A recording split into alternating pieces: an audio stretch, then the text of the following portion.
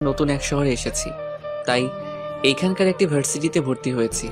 আজ আমার প্রথম ক্লাস, তাই একটু আগে ভার্সিটির জন্য রওনা দিয়েছি। ভার্সিটি আমাদের বাসা থেকে বেশি দূরে না, যেমন ধরেন হেঁটে আসলে 10 থেকে 15 মিনিট লাগে, তাই হেঁটেই আসছি। ভার্সিটির সামনে চলে আসলাম। আজ প্রথম দিন, তাই ক্যাম্পাসটা ভালো করে দেখছি। হঠাৎ চোখ গেল একটু দূরে। ক্যাম্পাসের সব ছাত্রছাত্রী এক জায়গায় জড়ো হয়েছে। ব্যাপার কি দেখার জন্য এগিয়ে গেলাম। ছাত্রছাত্রীদের ভিড়ের মধ্যে দিয়ে ভিতরে গেলাম দেখার জন্য কি হচ্ছে। ভিতরে যা দেখলাম তার জন্য আমি মোটেও প্রস্তুত ছিলাম না। দেখে তো আমার কপাল বেয়ে ঘাম পড়ছে। আর ভিতরে দেখলাম তা হলো একটি মেয়ে 3-3টে ছেলেকে আচ্ছা মতো মারছে। মেয়ের হাতে হকি স্টিক, তা দিয়ে ছেলেগুলোকে উত্তম মাধ্যম দিয়ে চলেছে। মনে মনে ভাবছি, আল্লাহ তুমি আমাকে কোথায় নিয়ে এলে। ভার্সিটির প্রথম দিনই মারামারি দেখছি, তাও আবার একজন মেয়ে মারছে 3টি ছেলেকে। আমি তো ভয়ে শেষ, তাই তাড়াতাড়ি করে সেখান থেকে চলে আসলাম। চলে গেলাম ভার্সিটির প্রধানের কাছে। রুমের বাইরে থেকে সালাম দিলাম। আসসালামু আলাইকুম স্যার, আসতে পারি? ওয়ালাইকুম সালাম। ভিতরে আসো। কেমন আছেন স্যার? আলহামদুলিল্লাহ ভালো। তুমি কেমন আছো? আর তোমাকে তো এই ভার্সিটিতে এর আগে কখনো দেখিনি। আলহামদুলিল্লাহ ভালো স্যার। আমি হলাম রাজু, নতুন ভর্তি হয়েছি অনার্স ফাইনাল ইয়ারে। ও, তুমি রাজু? তোমার সম্পর্কে অনেক কিছু শুনেছি। আর তোমার আব্বুর সাথে গতকাল কথা হয়েছে। মনোযোগ দিয়ে পড়াশোনা করো, আর কোনো সমস্যা হলে আমাকে বলবে। ধন্যবাদ স্যার। এখন ক্লাসে যাও, কিছুক্ষণের মধ্যেই ক্লাস শুরু হবে। আমি তোমার ক্লাস টিচারকে বলে দিব যেন তোমাকে সবার সাথে পরিচয় করিয়ে দেয়। স্যার ক্লাসরুম তো চিনি না, যদি বলে দিতেন। নতুন ভবনের 3য় তলায়, 2য় রুমটি। ধন্যবাদ স্যার, এখন আসি। আসার সময় ভেবেছিলাম ক্যাম্পাসের গন্ডগোল সম্পর্কে স্যারকে বলবো, পরে আবার ভাবলাম আজই আমার এই ভার্সিটিতে প্রথম দিন, আর আজই যদি স্যারের কাছে বিচার দিই তাহলে বিষয়টা ভালো দেখায় না। তাই স্যারের কাছ থেকে বিদায় নিয়ে চলে আসলাম ঠিকানা মতো। ক্লাসরুমে এসে ভাবছি কোথায় বসবো। দেখলাম একটি ছেলে একা বসে আছে। দেখে মনে হচ্ছে ছেলেটি সোজা সাজা হবে, তাই গিয়ে ছেলেটার পাশে বসলাম। হ্যালো, আমি রাজু। হ্যালো, আমি নাইম। তোমাকে দেখে নতুন মনে হচ্ছে। গতকালই ভর্তি হলাম, আর আজ ক্লাস করতে আসলাম। ও, তাহলে আজ থেকে আমরা ফ্রেন্ড। ওকে, আজ থেকে আমরা ফ্রেন্ড। নাইমের সাথে কথা বলে বুঝতে পারলাম নাইম খুবই মিশুক, যার জন্য অল্প সময়ের মধ্যে আমরা বন্ধু হয়ে গেলাম। কিছুক্ষণ পর ঘন্টা পড়লো, সব ছেলেমেয়েরা ক্লাসে আসতে লাগলো। হঠাৎ আমার চোখ দরজার কাছে আটকে রইল, কারণ ক্যাম্পাসে যে মেয়েটা ছেলেগুলোকে মারছিল ওই মেয়েটা ক্লাসে প্রবেশ করলো। সাথে তার বান্ধবীরাও আছে। সবাই মেয়েগুলোকে সাইড দিচ্ছে ভিতরে আসার জন্য। মেয়েগুলো ক্লাসের লাস্ট বেঞ্চে গিয়ে বসলো। কিছুক্ষণ পর ক্লাসে স্যার আসলো। সবাই দাঁড়িয়ে স্যারকে সালাম দিলাম। স্যার সালামের জবাব দিয়ে সবাইকে বসতে বলল। রাজু নামে আজ নতুন কে এসেছে? আসসালামু আলাইকুম স্যার, আমি রাজু। এদিকে আসো। জি স্যার, আসছি। এ হলো রাজু, তোমাদের নতুন বন্ধু, খুবই মেধাবী স্টুডেন্ট। হ্যালো। হ্যালো। যাও, নিজের জায়গায় গিয়ে বসো। চলে আসলাম নিজের জায়গায়। এক এক করে 3টি ক্লাস শেষ করলাম। তারপর টিফিন পিরিয়ড দেওয়া হলো। আমি আর নাইম গিয়ে ক্যান্টিনে বসলাম। দেখলাম গুন্নি মেয়েগুলো বসে আড্ডা দিচ্ছে। কি খাবি বল? দুজন এতক্ষণে বেস্ট ফ্রেন্ডের মতো হয়ে গিয়েছি, তাই এখন দুজন দুজনকে তুই করেই বলি। তোর যা খেতে ইচ্ছা অর্ডার কর, আজ আমি বিল দিব যা, তবে আগামীকাল কিন্তু তোর দিতে হবে। নাইম খাবার অর্ডার করলো, আমরা দুজনে মিলে খেয়ে বিল দিয়ে চলে আসলাম বাকি ক্লাসগুলো করতে। যথাক্রমে বাকি ক্লাসগুলো শেষ করলাম। ক্লাস শেষে রুম থেকে বেরিয়ে আসলাম আমি আর নাইম। দুজন ক্যাম্পাসে হাঁটছি। হঠাৎ কিসের সাথে যেন আমার পা আটকে গেল। আমি নিজেকে না সামলাতে পেরে পড়ে গেলাম। পরে অনুভব করলাম আমি মাটিতে পড়িনি, কারো উপরে পড়েছি। হঠাৎ কারো চিৎকার শুনতে পেলাম। আমি যার উপরে পড়েছি সে চেঁচিয়ে উঠল। গলার আওয়াজ শুনে বুঝলাম এটা মেয়ে। আমি তো সঙ্গে সঙ্গে উঠে দাঁড়ালাম। আমার সাথে সাথে মেয়েটি উঠে দাঁড়ালো। যেই আমি মেয়েটিকে সরি বলতে যাব, তখন তার মুখের দিকে তাকালাম। মেয়েকে দেখে তো আমার পায়ের নিচ থেকে মাটি সরে গিয়েছে, কারণ মেয়েটি আর কেউ না, সকালের গুন্ডি মেয়েটা। আল্লাহই জানে এই মেয়ে আমাকে কি করবে। মেয়েটি কিছু বলার আগেই, সরি আপু, আমি জেনে বুঝে আপনার উপরে পড়িনি বলেই দিলাম এক দৌড়। আমাকে আর কে ধরে এক দৌড়ে বাসার নিচে চলে আসলাম। বাসায় যাওয়ার আগে আবার রাস্তায় আসলাম, চারিদিকে উকি দিয়ে দেখলাম না, মেয়েটি আমার পিছনে আসেনি। সুস্থির এক নিঃশ্বাস ছাড়লাম, এইবারের মতো না হয় বেঁচে গেলাম, কিন্তু আগামীকাল আমার কি হবে? আল্লাহ আমাকে ওই গুন্ডিমের হাত থেকে রক্ষা করো। বাসায় গিয়ে কলিং বেল বাজালাম, আম্মু এসে দরজা খুলে দিল। কি রে রাজু, তোকে এমন দেখাচ্ছে কেন? না আম্মু, কিছু হয়নি, দেখো না রাস্তায় কি রোদ, তাই এমন লাগছে। আচ্ছা, এখন ভিতরে আয়। চলে গেলাম আমার রুমে, ব্যাগটা রেখে বাথরুমে ঢুকলাম। তারপর মাথার উপর ঝর্ণাটা ছেড়ে দিলাম। আমার মনে হচ্ছে এখন আমার শরীর কাঁপছে। অনেকক্ষণ ধরে গোসল করে বেরিয়ে আসলাম, তারপর খাওয়া দাওয়া করে ঘুমানোর চেষ্টা করছি, কিন্তু চিন্তায় আমার ঘুম আসছে না। অনেক চেষ্টা করে ঘুমালাম, ঘুম ভাঙলো আম্মুর ডাকে। আর কত ঘুমাবি, এবার উঠে পড়। কয়টা বাজে? এখনই ডাকছো কেন? 5টা বাজে, এখন ওঠ। তো এত ভোরে ডাকছো কেন? ভার্সিটি তো 10টায়। এই, তোর মাথা ঠিক আছে তো, নাকি পাগল টাগল হলি? কেন, কি হয়েছে? এখন বিকাল 5টা বাজে, গাধা। কথা শুনিয়ে আম্মু চলে গেল। মাথার চুলগুলো চুলকাচ্ছি আর ভাবছি ওই গুন্ডি মেয়ের কারণে মনে হয় আমি সত্যি সত্যি পাগল হয়ে যাব। হাত মুখ ধুয়ে হালকা পাতলা নাস্তা করে নিলাম, তারপর বিকালের বাকি সময়টা ছাদে কাটিয়ে দিলাম। সন্ধ্যার সময় পড়তে বসলাম। কিছুক্ষণ পর আব্বু আসলো অফিস থেকে। পড়া থেকে উঠে আব্বুর সাথে আড্ডা দিতে চলে আসলাম। নতুন ভার্সিটির প্রথম দিন কেমন কাটলো? ভালোই কেটেছে। আব্বুর কথায় গুন্ডিমের কথাটা আবার মনে পড়ে গেল। কোনো সমস্যা হলে বলবে। জি আব্বু। আব্বুর সাথে আরো কিছুক্ষণ আড্ডা দিলাম, তারপর ডিনার করে আমার রুমে এসে শুয়ে পড়লাম। ঘুমানোর আগে ফেসবুক থেকে ঘুরে আসলাম। ফেসবুকে কিছুক্ষণ থেকে ঘুমিয়ে গেলাম। ফজরের আজানের ধ্বনিতে আমার ঘুম ভাঙলো। মনে মনে ভাবছি জীবনে কতই না ভুল করেছি, আর মহান আল্লাহর ইবাদতের কথা আর নাইবা বললাম। তাই এই ফজরের আজানের সময় প্রতিজ্ঞা করছি, যত সমস্যাই হোক না কেন সালাত ছাড়বো না। তাই শোয়া থেকে উঠে পড়লাম। বাথরুমে গিয়ে উঁচু করে বাসা থেকে বেরিয়ে আসলাম মসজিদে যাব। মসজিদ আমাদের বাসার কাছেই। সালাত আদায় করে মসজিদ থেকে বের হলাম। আজকের ভোরটা আমার কাছে অন্যরকম লাগছে। আপনারাও ফজরের সালাত শেষে রাস্তায় বের হয়ে দেখবেন, ভোরটা আপনার জীবনের সেরা সময়। রাস্তায় বেরিয়ে কিছুক্ষণ হেঁটে বাসায় চলে আসলাম। ভার্সিটির এখনও অনেক সময় বাকি, তাই আবার ঘুমিয়ে গেলাম। আর ঘুম ভাঙলো আম্মুর ডাকে। ঘুম থেকে উঠে নাস্তা করলাম। এখন ভার্সিটি যাওয়ার হয়ে গিয়েছে। আমি তো ভয় এখনই ঘেমে একাকার। নতুন ভর্তি হয়েছি, মিসও করা যাবে না। শত চিন্তার অবসান ঘটিয়ে রেডি হলাম ভার্সিটির জন্য। আম্মুকে বলে চলে আসলাম। ভার্সিটির সামনে এসে দেখি গুন্ডি মেয়েটা ও তার বান্ধবীরা ভার্সিটির গেটের সামনে বাইকে বসে আছে। ভাবছি বাসায় কি ফিরে যাব নাকি অমনি মনে হয় আমাকে দেখে ফেলেছে। ওই এদিকে আয়। গুন্ডি মেয়ে আমাকে ডাকছে তার কাছে যাওয়ার জন্য। এখন আমার চোখে ভাসছে গতকাল কিভাবে একসাথে 3টা ছেলেকে মারছিল, আর আমি তো একা। আল্লাহ তোমার এই মাসুম বান্দাকে এবারের মতো বাঁচিয়ে দিও। কথাগুলো মনে মনে ভাবছিলাম। ওই তোর কানে কথা যায় না? আমি তোকে ডেকেছি, এদিকে আয়। আমি কাপা কাপা পায়ে হেঁটে ওদের সামনে এসে দাঁড়ালাম। আমি প্রচুর ঘামছি আর পা তো কেঁপেই যাচ্ছে। এই বুঝি আমাকে মেরে ফেললো। আমাকে ডাকছিলেন আপু? তো এখানে আর কে আছে বে? এই তোকে কথা বলতে বলেছি, ওর সাথে আমি বোঝাপড়া করব। এ কথা শুনে আমার তো করুণ অবস্থা। আপু আমি কিছু করিনি, প্লিজ আমাকে মাফ করে দেন। তোর নাম রাজু, গতকালই নতুন এসেছিস। জি।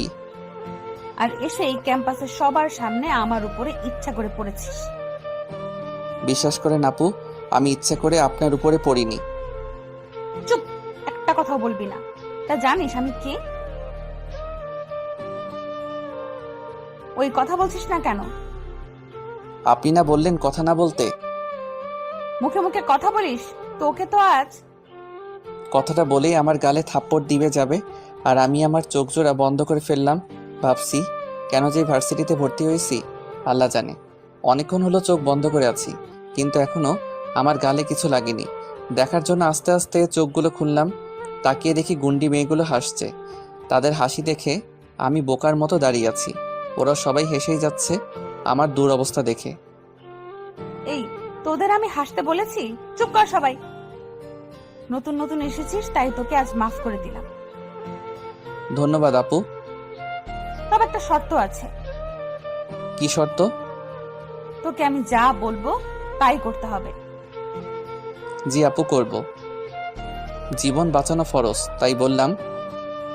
ওই, আমি তোর কোন জন্মের আপু লাগি রে? কখন থেকে শুধু আপু আপু করছিস? সরি আপু, মানে সরি। আজ থেকে আমার নাম ধরে ডাকবি। আমি তো আপনার নাম জানি না। কি, তুই আমার নাম জানোস না? তার আগে আমার উপরে এসে পড়েছিস? বললাম তো, আমি জেনে বুঝে পড়িনি। গতকালকের জন্য আবারও সরি বলছি। বুঝলাম। আমার নাম আসমা, সাদিয়া উম্মে আসমা। তোর নাম বলতে হবে না, আমি জানি। জি, আর আপনার নামটাও অনেক সুন্দর। ওই পাম মারছিস? না না, সত্যি বলছি, তবে নামটা একটু পুরনো মনে হলো। এটা আমার দাদির নাম ছিল, তাই বাবা ভালোবেসে আমাকে এই নামটা দিচ্ছে। ও, শোন, এখন সোজা ক্লাসে যাবি আর ডানে বামে তাকাবি না। জি। গুড, এখন যা। ওদের কাছ থেকে চলে আসলাম। আল্লাহর কাছে অনেক শুকরিয়া আমাকে এবারের মতো বাঁচিয়ে দেওয়ার জন্য। আমি আর ওদের ধারে কাছেও যাব না। কি গুন্ডি মেয়ে ভাবা যায়। তবে যাই বলেন, দেখতে কিন্তু পুরো দুধে আলতা সুন্দরী। তার সৌন্দর্যের সাথে নামটা মিল আছে আসমা, কিন্তু চলাফেরার সাথে কিছুই মিল নেই। কথাগুলো ভাবতে ভাবতে ক্লাসে চলে আসলাম। এসে দেখি নাইমও এসে পড়েছে। আমি গিয়ে নাইমের পাশে বসলাম। বন্ধু, তুই তো দেখি বেঁচে গেলি। বন্ধু, আল্লাহর রহমতে এবারের মতো বেঁচে গেলাম। তবে আসমা কিন্তু কাউকে ছাড়ে না। ভার্সিটিতে যদি কোনো ছেলে মেয়েদের ডিস্টার্ব করে, তাহলে আসমা তাদের উত্তম মাধ্যম দেয়। আর তুই কিনা ওই আসমার উপরে গিয়ে পড়লি। তাই নাকি? যাই হোক, এই মেয়ের ধারে কাছে আর যাব না। তাই ভালো, কারণ আসমার বাবা হলো এই শহরের সবচেয়ে পাওয়ারফুল লোক। বড় বড় মন্ত্রী মিনিস্টাররা ওনার কথায় উঠে বসে। আর আসমা হলো তার একমাত্র মেয়ে, তাই আসমার এই ভার্সিটিতে এত পাওয়ার। বুঝলাম। তবে আসমা কোনো ভালো ছেলে মেয়েদের সাথে ঝামেলা করে না। যারা ছাত্রছাত্রীদের সাথে খারাপ কাজ করতে চায়, তাদের আসমা নিজের মতো করে শাস্তি দেয়। গতকাল যে 3জন ছেলেকে মেরেছে, ওরা মেয়েদের ডিস্টার্ব করতো। বুঝলাম। আসমা হলো ভালো গুন্ডি। কিছুক্ষণ পর ঘন্টা পড়ল। সব ছাত্রছাত্রীরা ক্লাসে আসলো, সাথে আসমা এবং তার বান্ধবীরাও আসলো। যাওয়ার সময় আমার দিকে তাকিয়েছিল। আসমার তাকানো দেখে আমি অন্যদিকে মুখ ফিরিয়ে নিলাম। বলা তো যায় না, আবার কি করে বসে। আসমা গিয়ে ওদের জায়গায় গিয়ে বসলো। তারপর ক্লাস শুরু হলো। এক এক করে 3টে ক্লাস শেষ করলাম। লক্ষ্য করে দেখলাম আসমা একটা ক্লাসও মন দিয়ে করেনি। টিফিন পিরিয়ডে সবাই বাইরে চলে গেল, কিন্তু আমি আর নাইম এখনো যাইনি। চল ক্যান্টিনে যাই, আজ আমি তোকে খাওয়াবো। না ভাই, তুই যা, আমি আজ কিছু খাবো না। কেন, কি হয়েছে? আমার ভালো লাগছে না, তুই গিয়ে খেয়ে আয়। ওকে, তাই থাক, আমি যাই। আমি ক্যান্টিনে যাইনি, কারণ এমন সময় আসমা এবং তার বান্ধবীরা ক্যান্টিনে আড্ডা দেয়। আমাকে দেখে আবার কি শুরু করে আল্লাহ জানে। একবার বেঁচে গিয়েছি, আর রিস্ক নিতে চাই না। টিফিন পিরিয়ড শেষে আবার ক্লাস শুরু হলো। যথাক্রমে বাকি ক্লাসগুলো শেষ করলাম। ক্লাস শেষে নাইম আর আমি বাইরে আসলাম। আজ আর ক্যাম্পাসে দাঁড়ালাম না। আবার কি ভুল করে বসি, আর আসমার হাতে মাইর একটাও মিস হবে না। তাড়াতাড়ি করে চলে আসছি। গেটের কাছে আসতেই পিছন থেকে কে যেন ডাকছে। তাকিয়ে দেখি আসমা ডাকছে আমাকে। আমি তো ভয় শেষ। আবার কি করে বসলাম, আমি তো কিছু জানি না। না শোনার ভান করে আবার হাঁটতে লাগলাম। ওই রাজু, আর এক পা সামনে গেলে তোর হাত পা ভেঙে দিব। আসমার কথা শুনে আমি সেখানেই থমকে দাঁড়ালাম। আল্লাহই জানে আমার সাথে এখন কি করে। আসমা এবং তার বান্ধবীরা আমার কাছে আসলো। ওই, তুই আমার কথা শুনতে পাস না? আপনি আমাকে ডাকছিলেন নাকি? তুই আমার সাথে ফাজলামি করিস? তোর সাহস তো কম না। আমি আসলেই। নীলা আর সাইমা, তোরা বাসায় চলে যা। আর নাইম, তুইও যা। আমি আর রাজু পরে আসছি। কোথায় যাবি দুজনে? তোদের না জানলেও চলবে, তোরা বাসায় যা। ওরা সবাই চলে গেল, আর আমি গাধার মতো দাঁড়িয়ে এতক্ষণ ওদের কথা শুনছিলাম। ওই দিকটায় চল। বিশ্বাস করেন, আমি কিছু করিনি। আমি কি বলেছি তুই কিছু করেছিস? তাহলে আমাকে কেন ধরে নিয়ে যাচ্ছেন? এত পেঁচাল বাদ দিয়ে আমার সাথে চল তো। আসমা আমার হাত ধরে টানতে টানতে নিয়ে যাচ্ছে। ক্যাম্পাসের এক কোণে কিছু গাছপালা আছে এবং বসার জন্য জায়গা আছে। দেখলাম এখানে ছাত্রছাত্রীরা জোড়ায় জোড়ায় বসে আছে। আসমাকে সেখানে দেখে সবাই চলে যাচ্ছে। আমি শুধু অবাক হয়ে দেখছি ছাত্রছাত্রীরা আসমাকে কত ভয় পায়। আসমা আমাকে একটা গাছের নিচে বসালো। আমি বাসায় যাব। ওই, আমার সাথে বাচ্চামো ভাব করবি না বলে দিলাম। তাহলে আমাকে ধরে এনেছেন কেন? তুই সকালে আমাকে কি বলেছিলি? কি বলেছিলাম? তুই বলেছিলি আমি যা বলবো তুই তাই করবি। প্লিজ আমাকে ছেড়ে দেন। তোমার প্রথম কাজ হলো এখন থেকে আমাকে আর আপনি আপনি করে বলবে না, কেমন? এই প্রথম আমাকে তুমি করে বললো। সবাই তো দেখি আপনাকে আপনি করে বলে, তাহলে আমি কেন তুমি বলতে যাব? কারণ আমি বলতে বলেছি তাই। আচ্ছা বলবো। এখন আমি বাসায় যাই। কি শুধু শুধু কখন থেকে বাসায় যাব করছো? বাসায় কি নতুন বউ রেখে এসেছো নাকি? সরি, আর বলবো না। গুড। এখন চলো, আমাকে ফুচকা খাওয়াবে। আমি কেন আপনাকে ফুচকা খাওয়াবো? কি এত বড় কথা? তোকে তো আজ। আসমা আমার চুল ধরে জোরে জোরে ঝাঁকড়াতে লাগলো আর চেঁচামেচি করছে। প্লিজ আমাকে ছেড়ে দেন, আর বলবো না। তুই আমায় আবার আপনি করে বলছিস? তুই আছিস। আরো জোরে জোরে ঝাঁকড়াতে লাগলো। প্লিজ আমাকে ছেড়ে দাও। এখন থেকে তোমাকে তুমি করেই বলবো, আর ফুচকাও খাওয়াবো। সত্যি তো? সত্যি সত্যি, 3 সত্যি। তাহলে চলো ফুচকা খেতে। চলেন। সরি চলো। আসমা আমাকে ভার্সিটির পাশে এক ফুচকার দোকানে নিয়ে গেল। মামা ঝাল করে 1 প্লেট ফুচকা দেন তো। আমি মনে মনে ভাবছি আমার টাকা দিয়ে খাবে আর আমার জন্যই অর্ডার দিল না। কি গুন্ডি মেয়ে দেখেছেন, ঠিকই আমার টাকা দিয়ে ফুচকা খাচ্ছে। কিছুক্ষণ পর দোকানদার আসমার হাতে ফুচকার প্লেট দিল। আসমা ফুচকার প্লেট নিয়ে আমার কাছে আসলো, তারপর খেতে শুরু করলো। আই হা করো। না, আমি খাবো না। ভালোই ভালোই বলছি, খেয়ে নাও। দাও আমার হাতে খাই। কেন, আমার হাতে কি বিষ আছে? খাও বলছি। বলেই জোর করে ফুচকা খাইয়ে দিল আমায়। আল্লাহ, এ কোন ঝামেলায় পড়লাম আমি। এই মেয়ে আমাকে পাগল বানিয়ে ছাড়বে। আমাকে আরো কয়েকবার খাইয়ে দিল, আর বাকিগুলো আসমা শেষ করলো। ফুচকা খাওয়া শেষ। এখন বাসায় যেতে হবে, না হলে আম্মু আবার চিন্তা করবে। আমি পৌঁছে দিয়ে আসি তোমার বাসায়। না, তোমার আর কষ্ট করতে হবে না, আমি নিজে চলে যেতে পারবো। আর আমার বাসা বেশি দূরে না, কাছেই। ঠিক আছে, সাবধানে যেও। তুমিও। যেই বাসার দিকে হাঁটা দিব তখনই। এই আমাকে একা ফেলে কোথায় যাচ্ছ? তুমি বাসায় চলে যাও। আমি বাসায় যাব কি করে? আমাকে রিকশা করে দাও। আমি কেন তোমাকে রিকশা করে দেব? এই তুমি না বললে আমার সব কথা শুনবে? রাগ করছো কেন? রিকশা ডেকে দিচ্ছি তো। কি আর করার, সবই আমার কপাল। আসমাকে রিকশা ডেকে দিলাম, আমাকে বাই বলে আসমা চলে গেল, আর আমি বাসার দিকে হাঁটা দিলাম। আমি ভাবছি এই গুন্ডি মেয়ে আমার কাছে কি চাই, নিজের বাবার এত টাকা রেখে আমার টাকা রিকশা করে বাসায় যায়। বাবা, কি কপাল আমার। বাসায় যাওয়ার আগে মসজিদ থেকে জোহরের সালাত আদায় করে নিলাম, যদিও সালাতের সময় আগেই চলে গিয়েছিল। বাসায় চলে গেলে আর জোহরের সালাত আদায় হবে না, তাই পড়ে নিলাম। বাড়িতে গিয়ে কলিং বেল বাজালাম। আম্মু এসে দরজা খুলে দিল। আজ আসতে এত দেরি হলো কেন? তেমন কিছু না আম্মু, ভার্সিটিতে কিছু কাজ ছিল তাই দেরি হয়ে গেছে। মিথ্যা বললাম, না হলে আমার 12টা বাজিয়ে ছাড়বে। যা, ফ্রেশ হয়ে আয়, আমি খাবার বাড়ছি। যাচ্ছি। রুমে এসে ব্যাগটা রেখে গোসল করতে চলে গেলাম। গোসল করে এসে খাওয়া দাওয়া করলাম। মোবাইলে বিকাল 4:45 অ্যালার্ম দিয়ে দিলাম, যেন আসরের সময় ঘুম থেকে উঠে পড়ি। তারপর দিলাম এক ঘুম ভাঙলো অ্যালার্মের শব্দে। ঘুম থেকে উঠে বাসা থেকে ওযু করে মসজিদে চলে গেল। সালাত আদায় করা শেষে ভাবলাম এলাকায় নতুন, কিন্তু এখনো এলাকাটি ঘুরে দেখা হয়নি। যেই বাবা সেই কাজ। নাইমকে ফোন দিলাম। আসসালামু আলাইকুম, কই তুই এখন? বাসায়। কেন? 5 মিনিটের মধ্যে আমাদের ভার্সিটি গেটের সামনে আয়। কেন, কি হয়েছে? এত প্রশ্ন করছিস কেন? আসতে বলছি, আয়। আচ্ছা তুই দাঁড়া, আমি আসছি।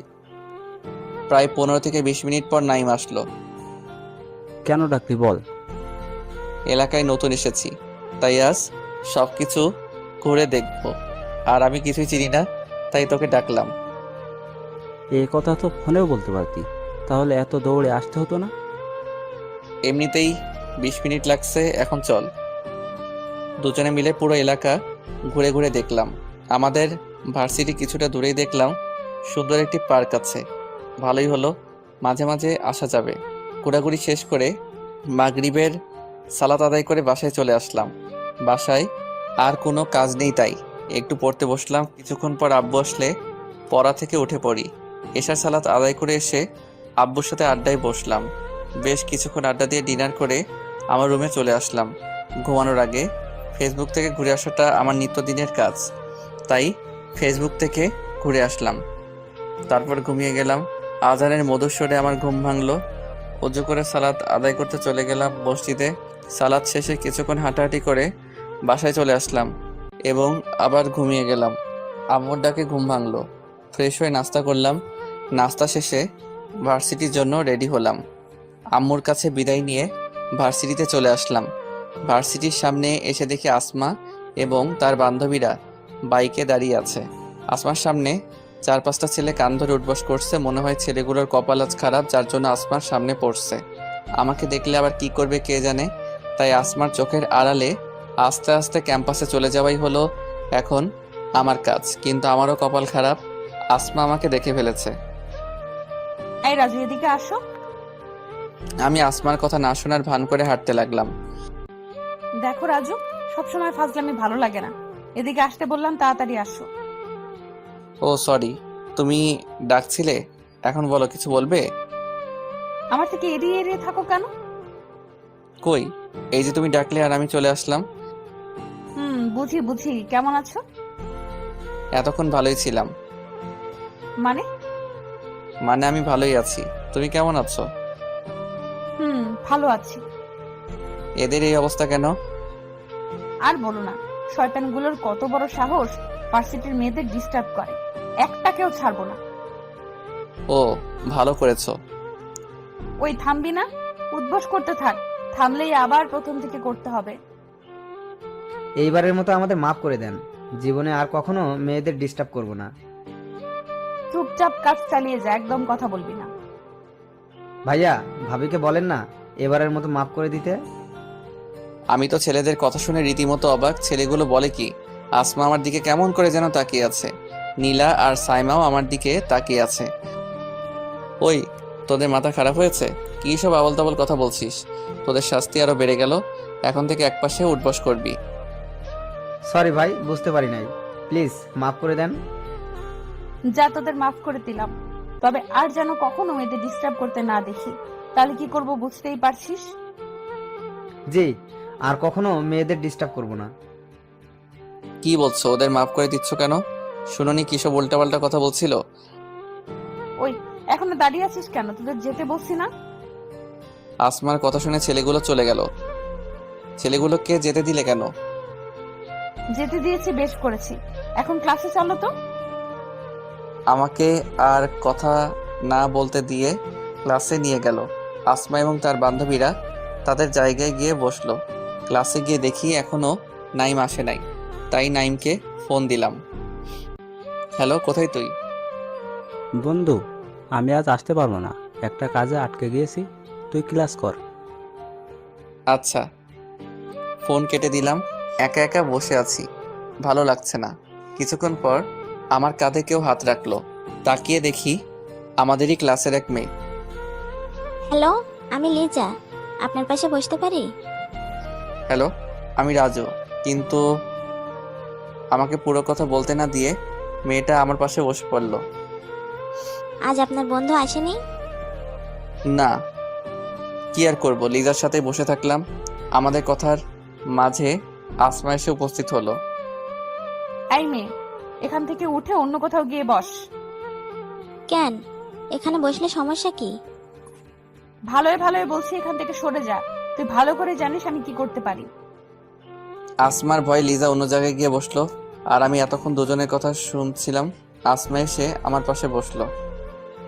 অন্য মেয়েদের সাথে তো দেখি ভালোই মিষ্টি মিষ্টি কথা বলতে পারিস, আমার সাথে তো এইভাবে কথা বলিস না। কি বলছো এসব? তুই আমার সাথে কথা বলবি না? আরে রাগ করছো কেন?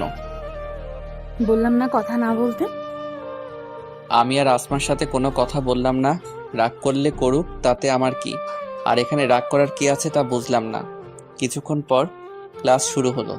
আসমা মন খারাপ করে আমার পাশেই বসে ক্লাস করছে। ক্লাসের অনেকেই আমাদের দুজনকে একসাথে বসে দেখে অবাক হয়েছে। আসমা বারবার আমার দিকে আর চোখে তাকাচ্ছে। কথা বলছি না দেখে এক এক করে টিফিন পিরিয়ড পর্যন্ত ক্লাসগুলো শেষ হলো। এর মধ্যে আসমার সাথে একবারও কথা হয়নি। প্রায় সবাই ক্লাস থেকে চলে গেছে। আমি আর আসমা এখনো বসে আছি। আমার চুপ থাকা দেখে আসমাই প্রথম কথা বলল। এই আমার ক্ষুধা লেগেছে, চলো ক্যান্টিন থেকে কিছু খেয়ে আসি। এই কথা বলছো না কেন? এমনি। দেখো, তুমি আমার সাথে রাগ করতে পারো না। আমাদের দুজনের মাঝে শুধু আমি রাগ করব, আর তুমি আমার রাগ ভাঙাবে। আমি তোমার রাগ কেন ভাঙাতে চাবো? আমি বলেছি তাই। এখন চলো ক্যান্টিনে যাব। জোর করে আমাকে ক্যান্টিনে নিয়ে আসে। বলো কি খাবে? আমার ক্ষুধা নেই, তুমি খাও। তোমার না ক্ষুধা লেগেছে? এই, আমার সাথে এত ভাব দেখাবি না বলে দিলাম। ভালোই ভালোই বলছি, কি খাবি তাড়াতাড়ি বল। যা, বেশি ভাব দেখাতে গিয়ে আবার ফেঁসে গেলাম। ভেবেছিলাম কথায় কথায় আমার সাথে রাগ দেখায়, এবার আমি কথা বলে দেখি কি হয়। কিন্তু আমার কপাল খারাপ, এবারও আমার দোষ। তোমার যা ভালো লাগে তাই অর্ডার করো। আগে ওনার মাথা ঠান্ডা করি, বলা তো যায় না কখন কি করে বসে। এই তো গুড। এখন থেকে আমার পছন্দই হলো তোমার পছন্দ। ওকে? ওকে ওকে।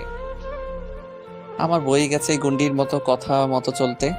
আমাদের কথার মাঝে আসমার বান্ধবীরাও আসলো। আসমা সবার জন্য খাবার অর্ডার করলো। কিছুক্ষণের মধ্যেই খাবার দিয়ে গেল। সবাই খাচ্ছে, তবে আমার কিছুটা লজ্জা লজ্জা লাগছে 3টি মেয়ের সাথে বসে খেতে। আমার অবস্থা মনে হয় আসমা বুঝেছে। রাজু, তুমি খাচ্ছ না কেন? কই, খাচ্ছি তো। তা তো দেখতেই পারছি।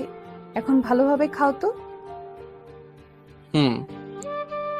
রাজু ভাইয়া, নাইমাস আসেনি কেন? বাহ, কাল তুই করে বলেছে আর আজ ভাইয়া বলে ডাকছে। ওর কি যেন কাজ ছিল তাই আসেনি। ও, সবাই খাওয়া দাওয়া করলাম। আমি বিল দিতে চাইলে আসমা বিল দিতে না করে। তারপর আসমা বিল দেয়। বিল দিয়ে ক্লাসে চলে আসি। আসমা এবারও আমার সাথে বসেছে, তবে এখন আর চুপ থাকেনি, অনেক কথা বলেছে, যার কারণে আমি ক্লাসে মন দিতে পারছি না। তুমি এত কথা বলছো কেন? মন দিয়ে ক্লাস করো। আমার মন তো অন্য একজনকে দিয়ে দিয়েছি। কি সব আবল তাবল বলে যাচ্ছ? ওসব তুমি বুঝবে না। তুমি ক্লাস করো, আমি আর কথা বলবো না। আবার ক্লাসে মনোযোগী হলাম, কিন্তু আসমা এখনো ডিস্টার্ব করছে, তবে মুখ দিয়ে না, পা দিয়ে। আসমা ওর পা দিয়ে আমার পায়ে সুরসুরি দিচ্ছে। বারণ করলে শুধু হাসে, কথা বলে না। এই জ্বালাময় পরিস্থিতিতেই বাকি ক্লাসগুলো শেষ করলাম। বুঝি না আমাকে বিরক্ত করে এই মেয়ের কী লাভ। ক্লাস শেষ, তাই সবাই বাইরে চলে আসলাম। আমি, আসমা আর আসমার বান্ধবীরা একসাথে হাসছি। এই রাজু, তোমার ফোন নাম্বারটা দাও তো। আমার ফোন নাম্বার দিয়ে তুমি কি করবে? বেশি কথা না বলে ফোন নাম্বার দাও। অপরিচিত কাউকে আমার নাম্বার দেই না। ওই, বেশি ভাবনা দেখিয়ে যা বলছি তা করো, না হলে এমন জায়গায় মারবো না জীবনে বাবার ডাক শুনতে পারবি না। কি যে বলো না, আমি তো মজা করছিলাম। এই নাও আমার নাম্বার। গুড। এখন সোজা বাসায় যাবা। আজ কোথাও যেতে পারবো না, বাসায় যেতে হবে আমার। এমন ভাব করছে লাগে ওনার সাথে ঘুরতে যাওয়ার জন্য আমি মরে যাচ্ছি। কি এত ভাবছো? না, কিছু না। আমাকে রিক্সা করে দাও। তোর না গাড়ি আসে এমন সময়? বেশি কথা বলিস কেন? আমার গাড়ি আসতে না করে দিয়েছি। গাড়িতে যেতে আর ভালো লাগে না, তাই রিক্সা দিয়ে যাব। রিক্সা করে যাও ভালো কথা, কিন্তু আমি তোমাকে কেন রিক্সা করে দিব? কারণ আমি বলেছি দিতে, তাই দিতে হবে। তাহলে অন্য কাউকে বলো। তোর সাথে ভালোভাবে কথা বললেই খালি কথা বাড়াস। এখন থেকে আর ভালোভাবে কথা বলা যাবে না। আরে আরে, চেতো কেন? দিচ্ছি তো রিক্সাটিকে। এই তো এখন লাইনে আসছো। আসমাকে রিক্সা করে দিয়ে চলে আসলাম বাসায়। অবশ্য বাসায় যাওয়ার আগে জোহরের সালাত আদায় করে আসছি। বাসায় কলিং বেল বাজালাম, আম্মু এসে দরজা খুলে দিল। প্রতিদিনের মতো কিছু কথা বলে গোসল করতে চলে গেলাম। গোসল করে এসে দেখি অচেনা নাম্বার থেকে 2টি মিস কল এসেছিল। অচেনা নাম্বার, তাই বেশি গুরুত্ব দিলাম না। খাওয়া দাওয়া করতে চলে গেলাম। খাওয়া দাওয়া শেষ করে রুমে আসলাম। এসে দেখি ওই অচেনা নাম্বার থেকে আরো 10-12টি কল এসেছে। কেউ মনে হয় বিপদে পড়েছে, তাই এত কল করেছে। একটা কল করে দেখি কি সমস্যা, ভাবতে ভাবতে আবার কল আসলো। এবার কলটি রিসিভ করলাম। আসসালামু আলাইকুম, কে বলছেন? ওয়ালাইকুম সালাম। তুই এতক্ষণ কোথায় ছিলি? আপনি কে বলছেন? আর আমার সাথে এভাবে অসভ্যের মতো কথা বলছেন কেন? আমাকে এখনো চিনতে পারিসনি? আপনি কে যে আপনাকে চিনতে হবে? আমি আসমা। ও তুমি? এতদিন ভার্সিটিতে জ্বালিয়ে মারছে, এখন আবার ফোন দিয়ে। আল্লাহ, আমি কোথায় যাব বলো? এতক্ষণ কোথায় ছিলে? গোসল করে খাওয়া দাওয়া করছিলাম। আর আমি অচেনা ফোন কল রিসিভ করি না। ও ভালো, আমি তো আর অচেনা না। আমারটা রিসিভ করেছো, ভালো কথা। এখন থেকে আর কোনো অচেনা নাম্বার থেকে কল আসলে রিসিভ করবে না, ওকে? আমি জানি। তুমি খাওয়া দাওয়া করনি? না, তোমার জন্য অপেক্ষা করছিলাম। আমার জন্য অপেক্ষা করতে যাবে কেন? আমি তো খাওয়া দাওয়া শেষ করে আসলাম। এখন গিয়ে তুমিও খাওয়া দাওয়া করো। যাচ্ছি তো, আর একটু কথা বলে নেই। আর এখন আর কথা বলবো না, আমি এখন ঘুমাবো। তুমি গিয়ে খাওয়া দাওয়া করো। যাচ্ছি, বাই। আমিও ঘুমিয়ে গেলাম। ঘুম ভাঙলো আসরের নামাজ শুনে। ঘুম থেকে উঠে অজু করে সালাত আদায় করতে চলে গেলাম মসজিদে। সালাত শেষে রাস্তায় হাঁটছি, অমনি আসমা আবার ফোন করলো। আসসালামু আলাইকুম। ওয়ালাইকুম সালাম। কি করো? রাস্তায় হাঁটছি কেন? এমনি জিজ্ঞেস করলাম। ঘুম থেকে উঠলে কখন? এই তো কিছুক্ষণ আগে। ও, এই তুমি তো এই শহরে নতুন, চলো কোথাও থেকে ঘুরে আসি। না, আমি নাইমের সাথে সবকিছু ঘুরে দেখেছি। তাহলে এমনি চলো ঘুরে আসি। আজ যাওয়া যাবে না, আমার কিছু কাজ আছে। ও বাই, পরে আবার কথা হবে। আসমাকে আর কিছু বলতে না দিয়ে ফোন কেটে দিলাম। তারপর এলাকায় ঘোরাঘুরি করে মাগরিবের সালাত আদায় করে বাসায় চলে আসলাম। আজ আর পড়তে বসিনি, বেশি ভালো লাগছিল না। বাসায় টিভি দেখে সময় পার করছি। তারপর এশার সালাত আদায় করে এসে দেখি আব্বু অফিস থেকে ফিরেছে। আব্বুর সাথে কিছুক্ষণ আড্ডা দিয়ে ডিনার করে আমার রুমে চলে আসলাম।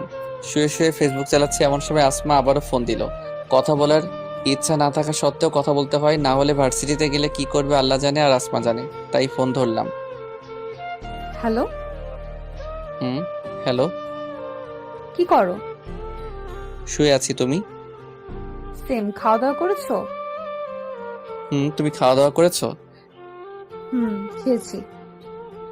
মেয়েদের সাথে ফোনে কথা বলা আমার অভ্যাস নেই, যা হয় হালকা পাতলা মেসেঞ্জারে। তাই ফোন আলাপ ভালো করে দিতে পারলাম না, অল্পতেই শেষ করে দিলাম। আসমার সাথে আরো কিছুক্ষণ কথা বলে ঘুমিয়ে গেলাম। ঘুম ভাঙলো প্রতিদিনের মতো মধুর সুরে ধেয়ে আসা আজানে। অলসতা বাদ দিয়ে অজু করে মসজিদে চলে আসলাম। সালাত আদায় করে নীরব রাস্তায় কিছুক্ষণ হাঁটাহাঁটি করলাম। কিছুক্ষণ হেঁটে বাসায় এসে আবার ঘুমিয়ে গেলাম। আম্মুর ডাকে ঘুম ভাঙলো। তারপর ফ্রেশ হয়ে নাস্তা করে ভার্সিটিতে চলে আসলাম। ভার্সিটিতে এসে দেখি আসমা এবং তার বান্ধবীরা আজও গেটের সামনে দাঁড়িয়ে আছে। ভাবলাম আজ যেভাবেই হোক গন্ডিটার কাছে ধরা দেওয়া যাবে না। যেই ভাবা সেই গাছ, কিন্তু যাব কিভাবে? দেখলাম ছাত্রছাত্রীরা ভিতরে ঢুকছে, তাই তাদের পিছনে পিছনে চলে আসলাম ভিতরে। মনের শান্তিতে একটা নিঃশ্বাস ছাড়লাম। যাক, আজ গুন্ডির কাছ থেকে বেঁচে গেলাম। তাই মনের আনন্দে ক্লাসে যাচ্ছি। সিঁড়ি দিয়ে ওঠার সময় এক বড় ভাইয়ের সাথে ধাক্কা খেয়ে দুজনেই পড়ে যাই। দুজনেই উঠে দাঁড়ালাম। সরি ভাই, দেখতে পাইনি। তোর কত বড় সাহস আমাকে ধাক্কা মেরে ফেলে দিছিস? জানিস আমি কে? বলে আমার গালে ঠাস করে চড় মারলে। গায়ে হাত তুলেছেন কেন ভাই? বললাম তো সরি। এতক্ষণে তামাশা দেখার জন্য ছাত্রছাত্রী দৌড়ে চলে এসেছে। আবার মুখে মুখে কথা বলিস সিনিয়রদের সাথে? তোকে তো আজ। বলেই আমার পেটে একটা জোরে সরে ঘুষি মারে। আমি নিজেই সামলাতে পারিনি, যে কারণে সিঁড়ি দিয়ে নিচে পড়ে গেলাম। মাথা প্রচণ্ড ব্যথা করছে। মাথায় হাত দিয়ে দেখি রক্ত দিয়ে হাত ভরে গেছে। আমার মাথায় রক্ত দেখে ছেলেটা সেখান থেকে চলে যায়। কিছুক্ষণের মধ্যেই দেখে আসমা এবং তার বান্ধবীরাও আসলো। আসমা দৌড়ে এসে আমাকে ধরে উঠালো। তারপর আসমা তার রুমাল দিয়ে আমার মাথাটা বেঁধে দিল। আমার এই অবস্থা দেখে মনে হচ্ছে আসমার চোখ পানিতে টলমলো করছে, কিন্তু প্রকাশ করতে পারছে না। আমাকে ধরে সিঁড়িতে বসালো। তোমার গায়ে কে হাত তুলেছে? নাম জানি না, তবে আমাদের সিনিয়র। সিনিয়রের গুষ্টি কিলাই, ও সাহস হয় কি করে তোমার গায়ে হাত দেওয়ার? তোরা দেখেছিস কে রাজুকে মেরেছে? দাঁড়িয়ে থাকা ছাত্রছাত্রীদের জিজ্ঞেস করলো। তাদের মধ্যে থেকে একজন ছেলেটার নাম বলল। ছেলেটার নাম নাকি রাকিব। ওই রাকিবের বাচ্চা যেন 10 মিনিটের মধ্যে ক্যাম্পাসের মাঠে পায় আমি। তুই কোনো চিন্তা করিস না, দেখ আজ ওর কি অবস্থা করি। চলো আমার সাথে। কোথায় যাব? তোমার মাথায় ব্যান্ডেজ করিয়ে নিয়ে আসি। না থাক, লাগবে না। বেশি কথা বললে এখন তোকেও মারবো। কে শুনে কার কথা? আমাকে দাঁড় করিয়ে এক হাত পিছন থেকে জড়িয়ে ধরে আস্তে আস্তে হাঁটতে লাগলো।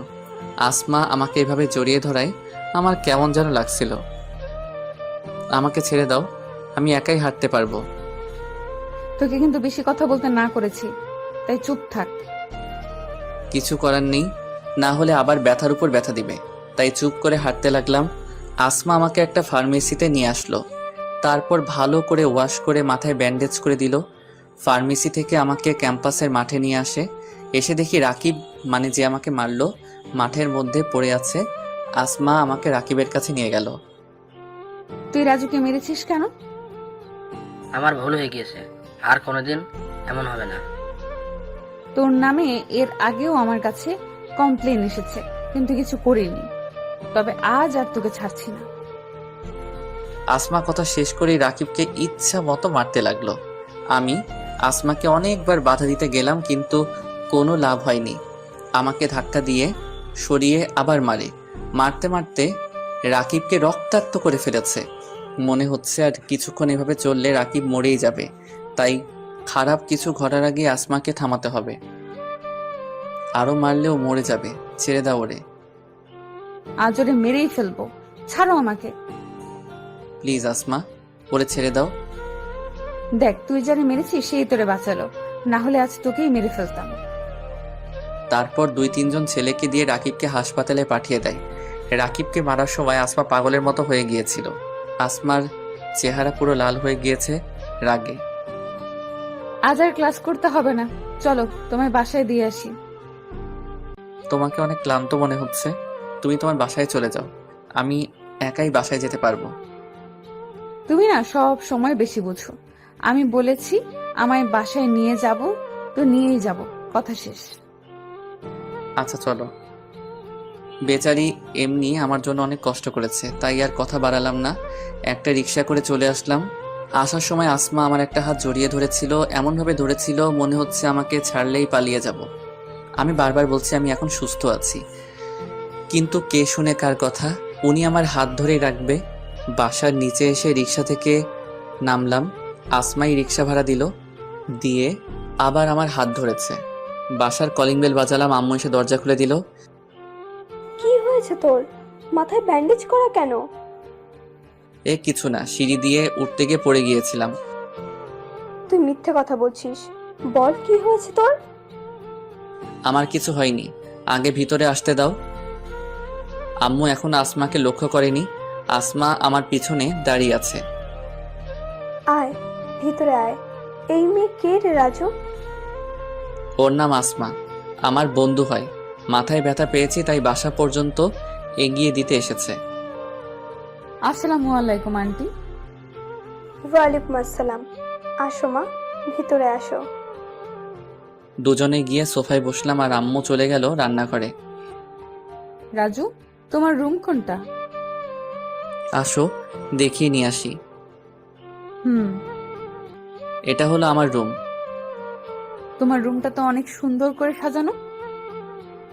ধন্যবাদ। আমি একটু হাত মুখ ধুবো? এই যে বাথরুম, তুমি গিয়ে হাত মুখ ধুয়ে আসো। আসমা চলে গেল হাত মুখ ধুতে। আমি বিছানায় বসে আছি। কিছুক্ষণ পর আসমা বেরিয়ে আসলো।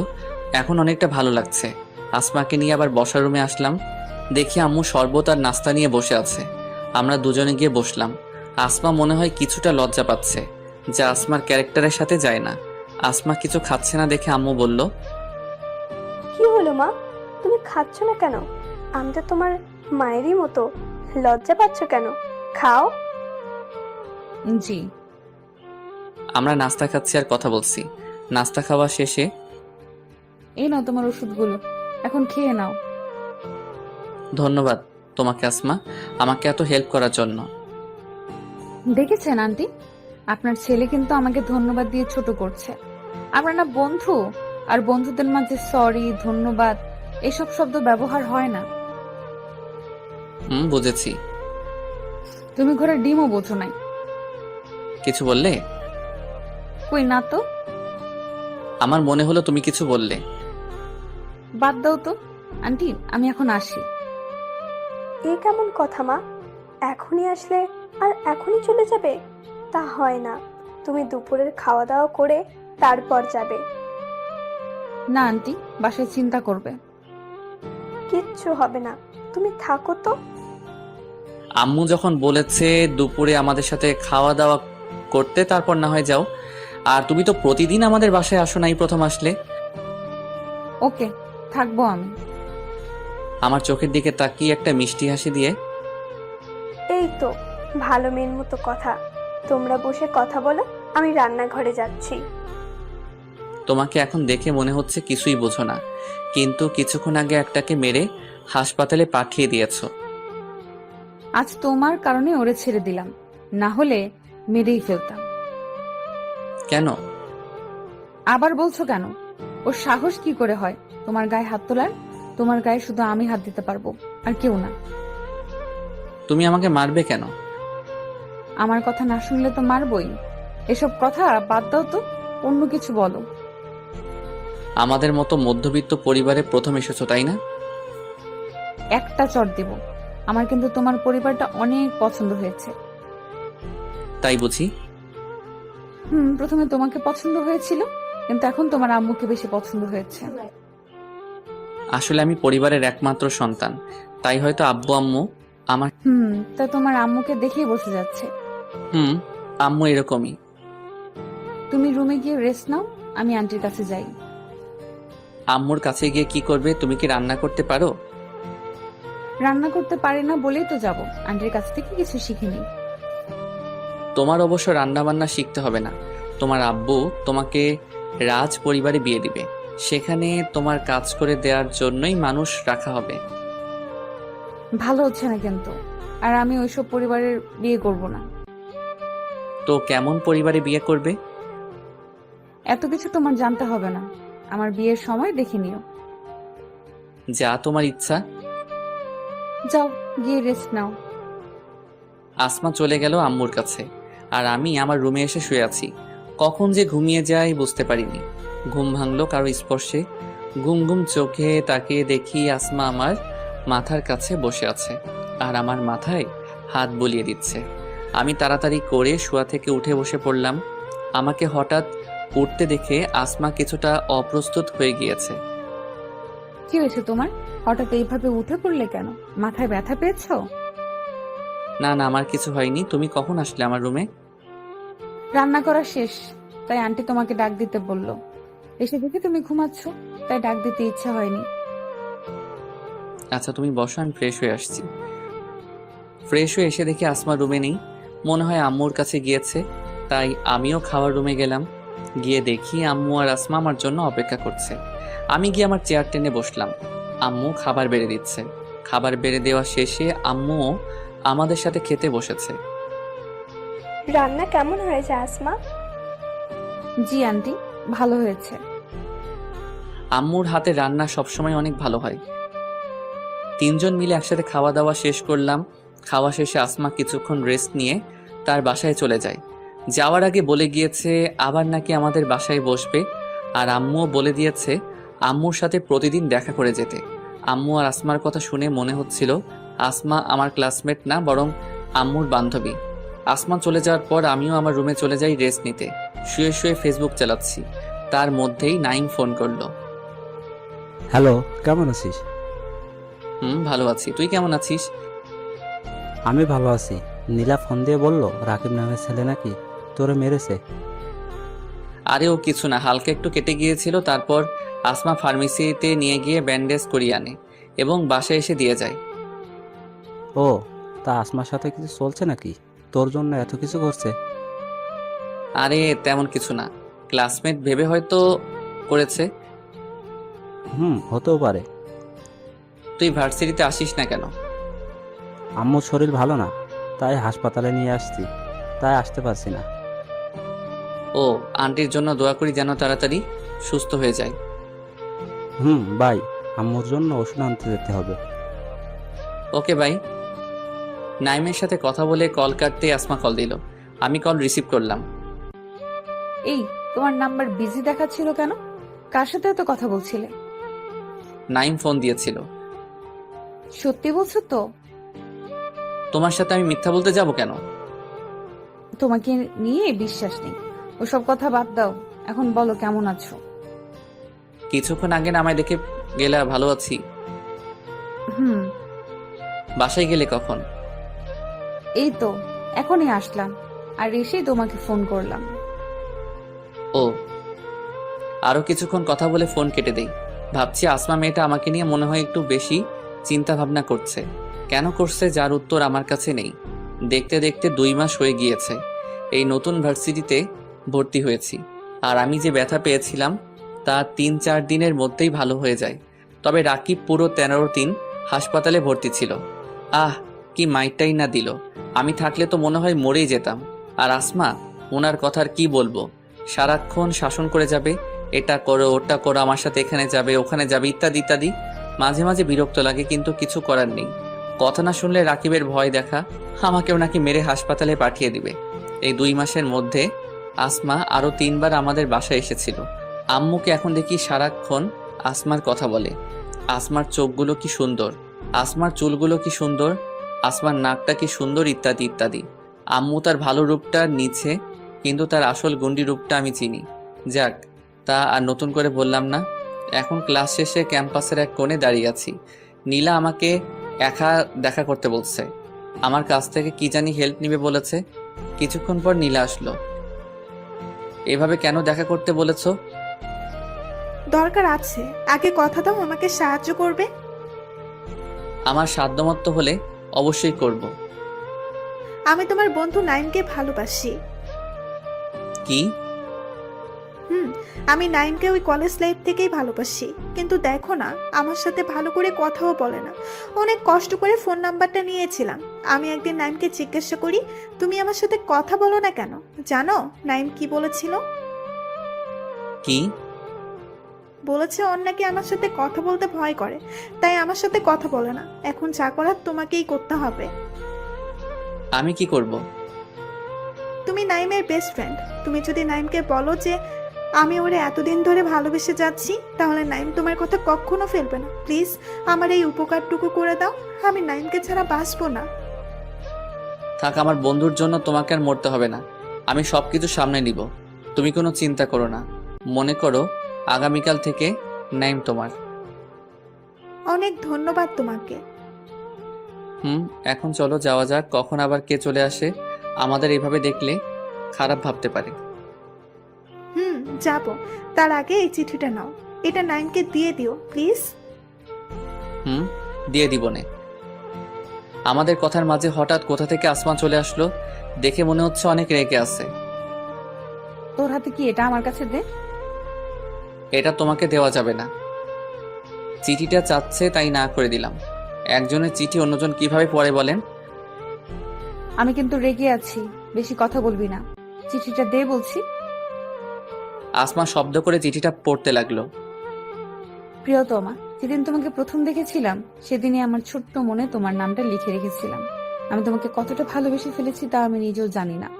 তোমাকে এক নজর দেখার জন্য ছটফট করতাম, কিন্তু তোমাকে বলতে পারতাম না। যদি ফিরিয়ে দাও এই ভয়ে, এতে তোমার ভালোবাসায় অপেক্ষা থাকা নীল। চিঠিটা পড়ে আসমা কান্না করে দেয়। আমি তোকে অনেক ভালো মনে করেছিলাম, সেই প্রথম দিন থেকে তোকে আগলে রেখেছি, কিন্তু তুই আমার বিশ্বাস নিয়ে খেলা করেছিস। কি বলছো এসব? আমি কিছুই বুঝতে পারছি না। আর একটাও কথা বলবি না আমার সাথে। তোর সাথে আমার আর কোনো কথা নেই। তুই থাক তোর নীলারে নিয়ে। তুমি যা ভাবছো। বললাম না আমার সাথে আর কখনো কথা বলবি না। তুই কি শুরু করছিস এসব? আমি তোকে সব কিছু বলেছিলাম, তারপরেও তুই আমার কাছ থেকে সব কিছু কেড়ে নিলি। তুই না আমার বেস্ট ফ্রেন্ড ছিলি। তুই যা ভাবছিস আমি সবকিছু ভুল ভাবছিস। থাক, এখন আর শাক দিয়ে মাছ রাখতে হবে না। আর তোকে যেন আর আমার সামনে না দেখি, তাহলে জানে মেরে ফেলবো। কথাগুলো বলে আসমা কান্না করতে করতে চলে গেল। আসমার কথাগুলো সব আমার মাথার উপর দিয়ে যাচ্ছে। বুঝলাম না চিঠিটা পড়ে এত রিয়্যাক্ট করার কি ছিল। গালে হাত দিয়ে দাঁড়িয়ে আছি, আর চারপাশে ছাত্রছাত্রীরা তামাশার মজা নিচ্ছে। সরি, আমার জন্য এসব কিছু হলো। তুমি বাসায় যাও, আমি নাইমকে সব কিছু বুঝিয়ে বলবো। নীলা চলে গেল। আমি এখনো ক্যাম্পাসে দাঁড়িয়ে আছি। আমার এত অসম্মানের এর আগে কখনোই হয়নি। এত মানুষের সামনে এভাবে অসম্মান না করলেও পারতো। সত্যি বলতে খুব কষ্ট হচ্ছে, বুকটা একদম ভারী হয়ে গিয়েছে। পুরো ক্যাম্পাস খালি হওয়ার পর আমি বেরিয়েছি। এতক্ষণ এক জায়গাতেই দাঁড়িয়েছিলাম। আস্তে আস্তে হেঁটে বাসার দিকে যাচ্ছি আর মনকে হালকা করছি, কিন্তু কিছুতেই তা হচ্ছে না। বাসায় যাওয়ার আগে জোহরের সালাত আদায় করে নিলাম, যা থেকে মনটা কিছুটা হালকা হয়েছে। বাসায় কলিং বেল বাজালাম। আম্মু এসে দরজা খুলে দিল। কি রে, তোর মুখটা এমন মলিন হয়ে আছে কেন? কিছু হয়েছে? না আম্মু, কিছু হয়নি। ভারী কণ্ঠ, কারণ অনেকক্ষণ ধরে কথা বলা হয় না।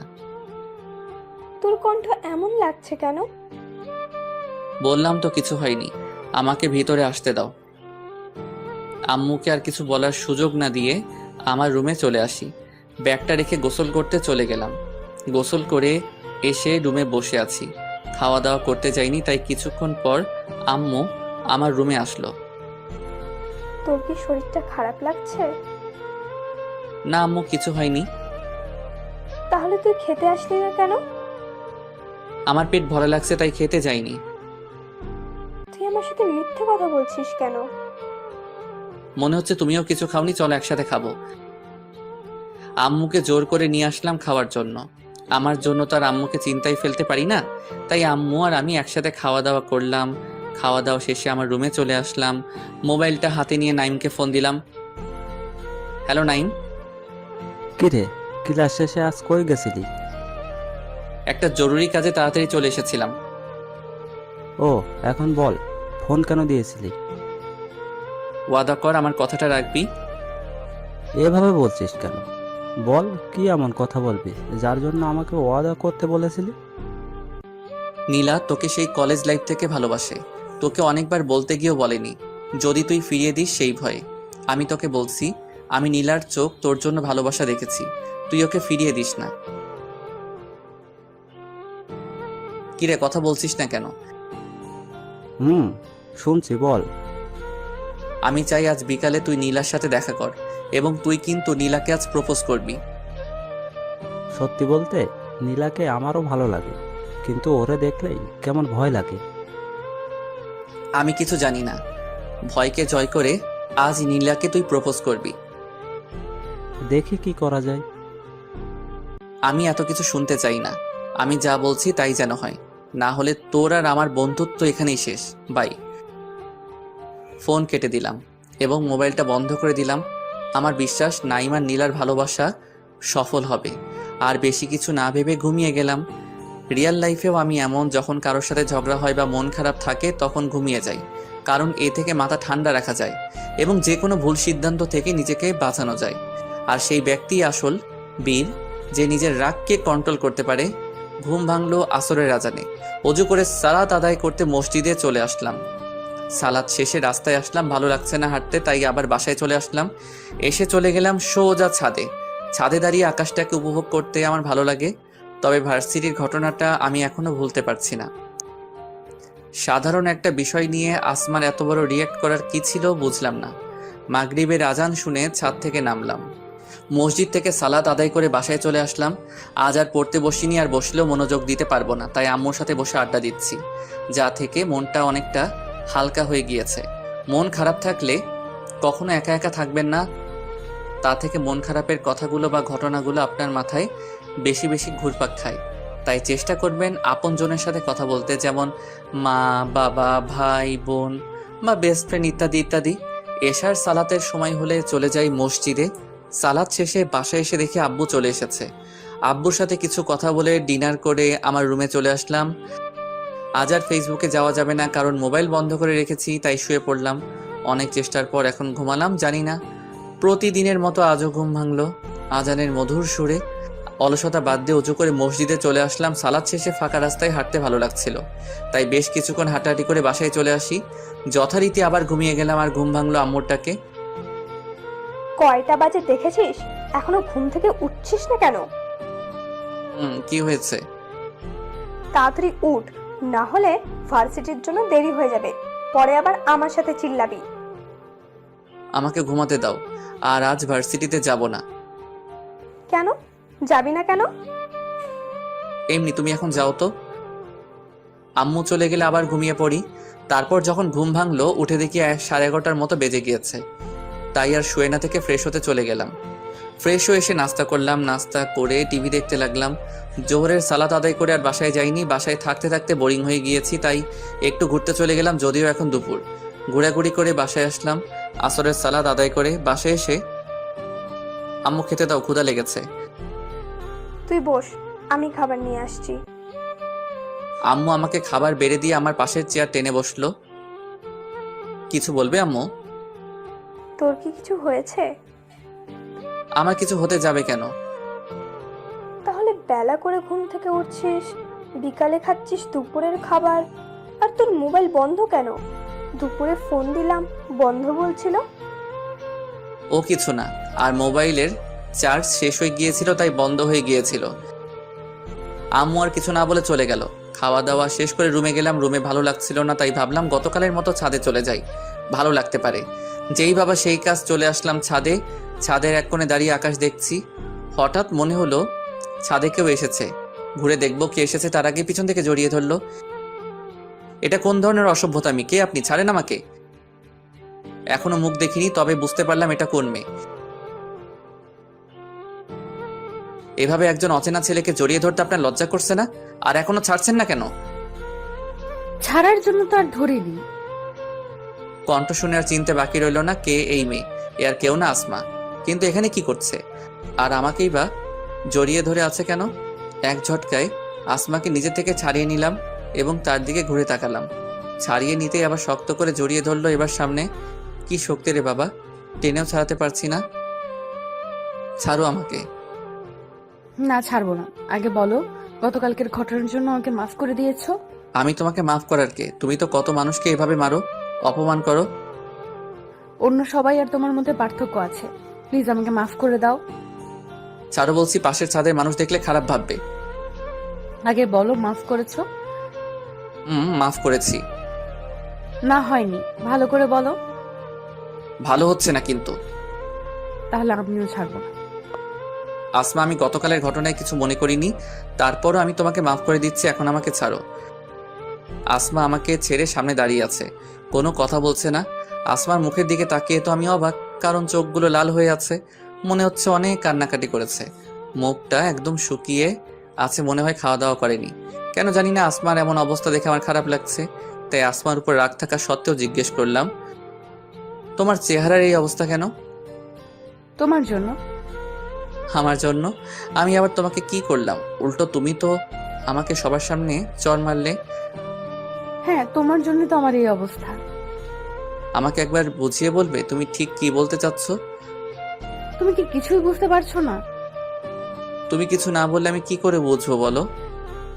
তুমি কি জানো গতকাল কেন তোমার সাথে খারাপ ব্যবহার করেছিলাম? না, বলো। আমি মনে করেছিলাম নীলা তোমাকে ভালোবাসে, আর ওই চিঠিটা নীলা তোমাকে দিয়েছে, আর তুমি নীলার সাথে হেসে কথা বলছিলে দেখে মনে হচ্ছিল তুমি নীলাকে একসেপ্ট করে নিয়েছো, তাই তোমার সাথে খারাপ ব্যবহার করেছিলাম। কিন্তু আজ নীলা আর নাইম এসে আমাকে সব বুঝিয়ে বলে যে ওই চিঠিটা ছিল নাইমের জন্য, আর নীলা নাইমকে ভালোবাসে। সবকিছু জানার পর আমি খুশি হব না দুঃখ পাবো ভেবে পাচ্ছিলাম না। খুশি হওয়ার কারণ হলো নীলা তোমাকে না নাইমকে ভালোবাসে, আর দুঃখ ছিল এই কারণে যে তোমার কোনো কথা না শুনেই অমন খারাপ ব্যবহার করেছিলাম। সবটা জানার পর ভাবলাম তোমার কাছে মাফ চেয়ে নিব, কিন্তু তুমি ভার্সিটিতে গেলে না, তাই তোমাকে ফোন দিলাম, কিন্তু তোমার ফোন বন্ধ বলেছে, তাই আর না থাকতে পেরে তোমার কাছে চলে আসলাম। নীলা যদি আমাকে ভালোবাসতো তাহলে তোমার ক্ষতি কি? হ্যাঁ, আমার অনেক বড় ক্ষতি, কারণ আমি তোমাকে ভালোবাসি। কি? আসমার কথা শুনে আমার পায়ের নিচে থেকে যেন মাটি সরে যাচ্ছে।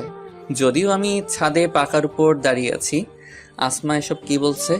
আমার মতো একটা ছেলেকে ভালোবাসে? রাজু প্লিজ আমাকে ফিরিয়ে দিও না, তোমাকে ছাড়া আমি বাঁচবো না। তুমি আমার সাথে মজা করছো তাই না? বললাম তো তোমাকে আমি মাফ করে দিয়েছি। বিশ্বাস করো আমাকে, আমি তোমার সাথে কোনো ধরনের মজা করছি না। আমি সত্যি তোমাকে ভালোবাসি।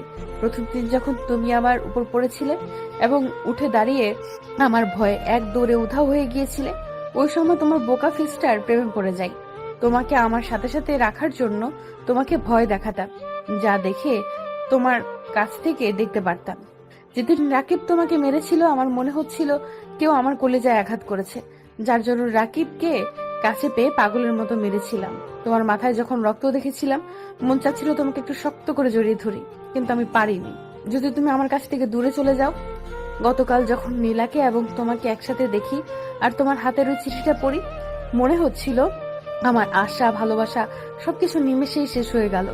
নিজেকে ধরে রাখতে না পেরে তোমাকে চড় মারি। তোমাকে মেরে কি আমি শান্তিতে ছিলাম নাকি? সারা রাত তোমার জন্য কান্না করেছি। আজ আবার তোমাকে এক পলক দেখার জন্য ভার্সিটিতে আসি, কিন্তু তুমি যাওনি। পরে নীলা আর নাইম এসে আমার ভুল ভাঙালো। বাকিটুকু তো আগেই বললাম, এখনো কি তুমি বলবে আমি তোমাকে ভালোবাসি না? কান্না করতে করতে একদমে কথাগুলো বলল। মানলাম তুমি আমাকে ভালোবাসো, কিন্তু আমি তোমাকে ভালোবাসতে পারবো না। কেন? দেখো, এক নাম্বার হলো তুমি কোটিপতি বাপের একমাত্র মেয়ে, আর আমি একজন মধ্যবিত্ত পরিবারের ছেলে, যার জন্য তোমার বাবা আমাদের সম্পর্ক কোনো দিনও মেনে নিবে না। তাই আগে থেকেই নিজেকে বুঝিয়ে নাও। আর 2 নম্বর হলো তুমি একজন মেয়ে মানুষ হওয়া সত্ত্বেও তোমাকে কোনোদিন পর্দা করে চলাফেরা করতে দেখিনি। তুমি যতই গুন্ডিগিরি করো না কেন, মানুষ তোমাকে সামনে থেকে ভয় পেলেও পিছন থেকে খারাপ নজরে দেখে। তাই আমি তোমাকে ভালোবাসতে পারবো না। তোমাকে পাওয়ার জন্য আমি সব কিছু ছাড়তে রাজি আছি। আমি তোমাকে কথা দিচ্ছি, কাল থেকে পর্দা করে চলাফেরা করবো, 5 ওয়াক্ত সালাত আদায় করবো, কারোর সাথে কোনো প্রকার ঝামেলায় জড়াবো না, সবার সাথে ভালো ব্যবহার করবো।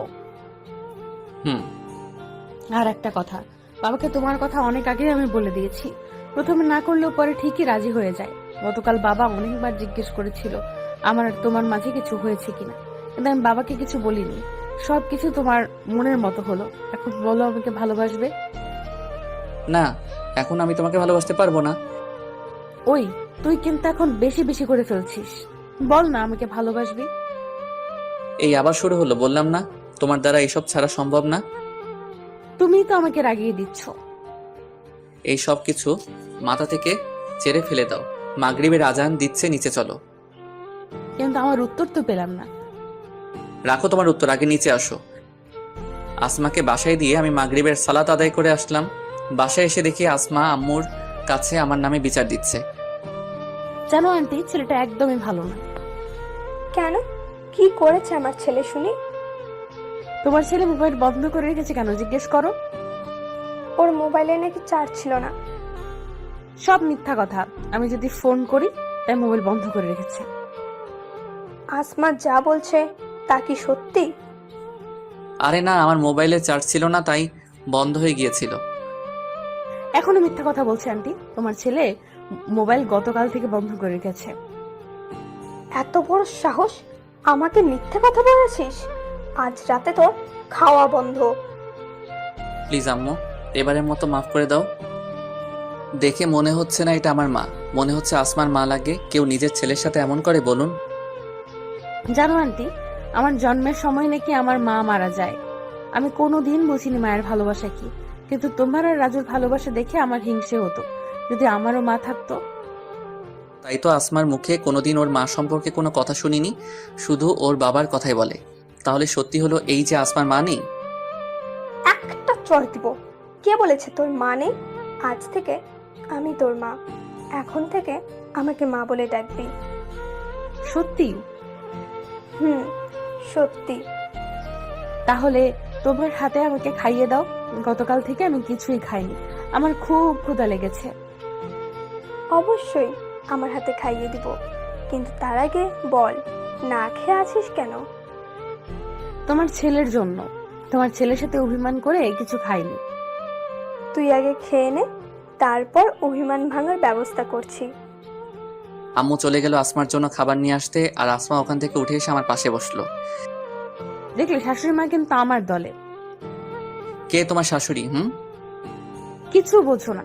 আর কে আবার? তোমার মা হলো আমার শাশুড়ি মা। স্বপ্ন দেখা বন্ধ করো। আমি যা স্বপ্ন দেখি তা নিজের করে পেয়ে থাকি, বুঝলে? আম্মু খাবার এনে আসমাকে খাইয়ে দিচ্ছে। দেখেছেন, যেই দেখলো আমার সাথে আর পেরে উঠছে না, অমনি আমার মাকে হাত করতে শুরু করে দিয়েছে। আমি ওর সাথে রাগ দেখাচ্ছি, কোথায় ও চলে যাবার কথা, কিন্তু না গিয়ে আমার আম্মুর হাতে খাবার খাচ্ছে। এই মেয়ে যদি ভবিষ্যতে আমার বউ হয়, আমি নিশ্চিত আমার জীবন তেজপাতা বানিয়ে দিবে। তাই আগেই নিজেকে বাঁচাতে হবে। যতই বলুক না কেন ভালো হয়ে যাবে, ভালো হবে অন্যের কাছে, কিন্তু আমার সাথে সেই গুন্ডিগিরি করবে।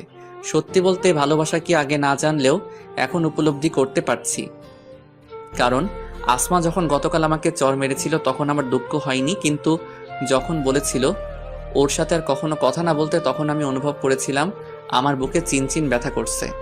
গতকালের সেই ঘটনা না ঘটলে মনে হয় কোনোদিন বুঝতে পারতাম না যে আমার মনে আসমার জন্য ভালোবাসা লুকিয়ে আছে। হ্যাঁ, আপনারা যা ভাবছেন তা সত্যি, আমিও আসমাকে ভালোবেসে ফেলেছি। তবে এখনই আসমাকে কিছু বলবো না। আর আসমাকে তো তখনই মাফ করে দিয়েছিলাম যখন আমাকে জড়িয়ে ধরে কান্না করছিল। তখন আসমার চোখের পানিতে আমার সব রাগ অভিমান ভেসে যায়। আসমাকে আগে সঠিক পথে আনতে হবে, একজন পর্দাশীল মেয়েতে পরিণত করতে হবে, মারামারি কাটাকাটি থেকে ফিরিয়ে আনতে হবে, ক্লাসের ভালো স্টুডেন্টে পরিণত হতে হবে। আর বিশ্বাস ভালোবাসার টানে আসমা এই কাজগুলো খুব সহজে করতে পারবে। আসমাকে নিজের মতো তৈরি করে নিতে চাই। আসমার খাওয়া শেষে, আম্মু এবার আমার বাসায় যেতে হবে। রাজুর আব্বু এখনই চলে আসবে, দেখা করে যা। না, আজ আর না, অনেকক্ষণ হলো বাসা থেকে বেরিয়েছি।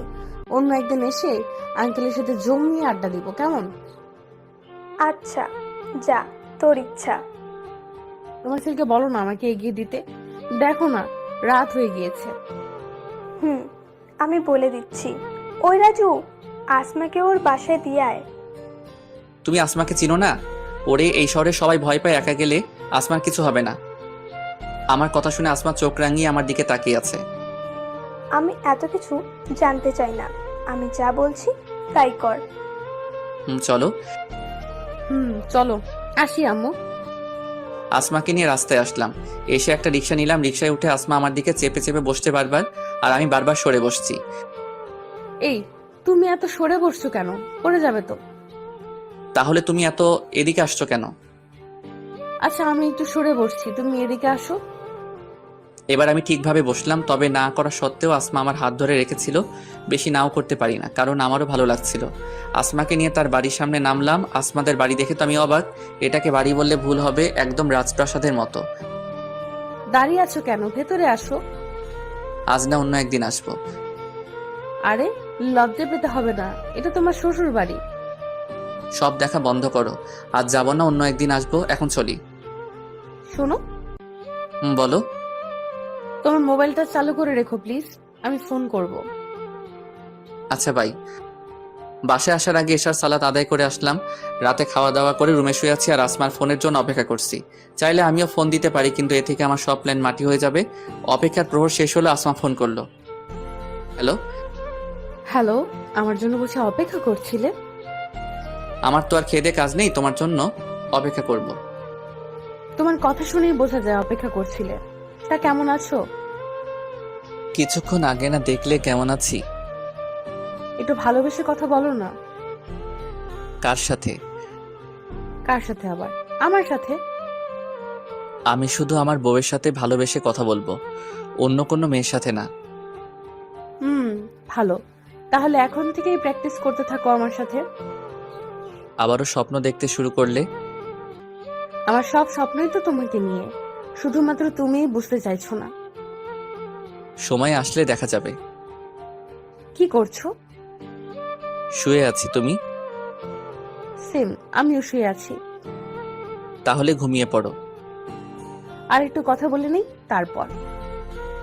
আসমার সাথে আরো কিছুক্ষণ কথা বলে ঘুমিয়ে গেলাম। প্রতিদিনের মতো আজও ঘুম ভাঙলো আজানের মধুর সুরে। ফজরের সালাত আদায় করে রাস্তায় হাঁটাহাঁটি করে বাসায় এসে আবার ঘুমিয়ে গেলাম। আম্মুর ডাকে ঘুম থেকে উঠলাম, নাস্তা করে ফ্রেশ হয়ে ভার্সিটিতে চলে আসলাম। এসেই নাইম আর নীলাকে একসাথে দেখলাম। ভালোই তো চলছে দুইজনের মধ্যে। আরে তুই কেমন আছিস? আলহামদুলিল্লাহ ভালো, তুই? আলহামদুলিল্লাহ ভালো। কাল আসলি না কেন? ওইসব কথা বাদ দে, ক্লাসে চল। তুমি আমাকে মাফ করে দাও প্লিজ।